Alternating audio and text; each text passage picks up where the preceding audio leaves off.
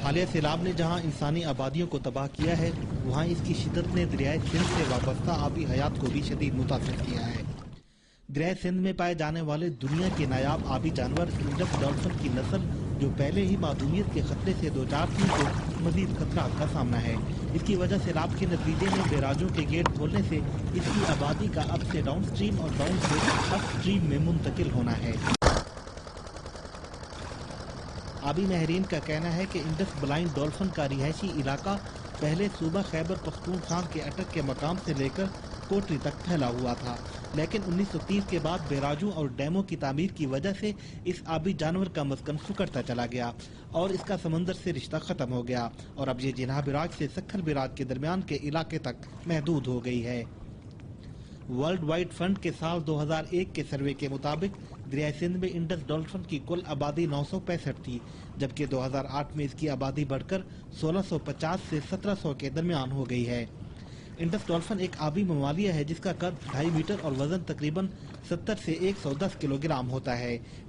इसकी औसत उम्र 28 साल है और ये 30 से 120 सेकंड के बाद सांस लेने के लिए मुंह पानी से बाहर निकालती है। सिंधी और सराइकी जुबान में अंधी बुलंद यानी ब्लाइंड डॉल्फिन और उर्दू में सोसो कहा जाता है।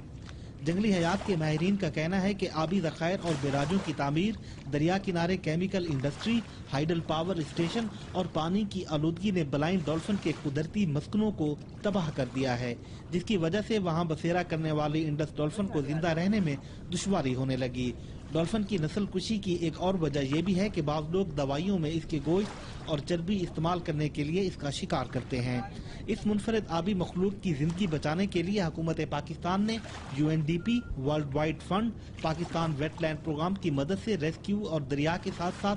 बसने वाली कम्युनिटी में आगाही मुहिम तो शुरू की है, मगर इसका दायरा महदूद है।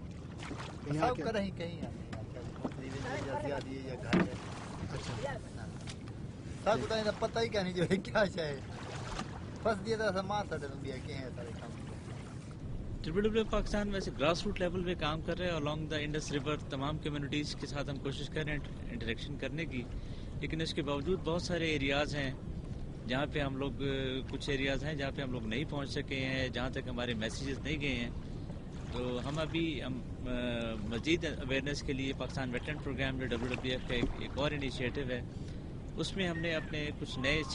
सेक्टर्स का आगाज़ किया है, जिसमें एक हमने ऑफिस स्टार्ट किया है तौसा में बैराज के साथ, और एक हमने अपना ऑफिस स्टार्ट किया है पाकिस्तान वेटलैंड प्रोग्राम ने सखर बैराज के साथ। जिला मुजफ्फरगढ़ की यूनियन काउंसिल ढाका में, जहां पर दरियाए सिंध और चनाब आपस में मिलते हैं, पिछले 2 हफ्तों के दरमियान मकामी शिकारियों ने मछली के शिकार के दौरान 2 डॉल्फिन को पकड़ा, जिनमें से एक को सूबा पंजाब के शोबा इतलात से ताल्लुक रखने वाले अता बलोच नामी अहलकार ने रेस्क्यू करा लिया, जबकि दूसरी जिंदगी की बाजी हार गई। मैं कोशिश करता हूँ कि वीकेंड पे दरिया के साथ रब्ता रहे। मैं आया तो यहाँ पता चला कि इंडस डॉल्फिन जिसे हम बुलंद कहते हैं, उन्होंने बताया कि किसी शिकारी ने उसको पकड़ के और 7 वाले पॉन्ड में छोड़ दिए और उसके अज़ाइम जो है वो कोई उसे छोड़ने के नहीं है, बल्कि उसका वो तेल में से नीचे एक्सपायर होने से पहले हमने इसको रेस्क्यू किया है और उसके बाद हम इसे दोबारा दरिया में। आबी हयात खास तौर पर इंडस ब्लाइंड डॉल्फिन की नस्ल कुशी को रोकने के लिए जहां आगे ही मुहिम का दायरा-ए-कार बढ़ाने की जरूरत है, वहां आबी आलूदगी पर काबू पाने के साथ साथ बैराजों के डिजाइन पर भी नजरसानी करना होगी।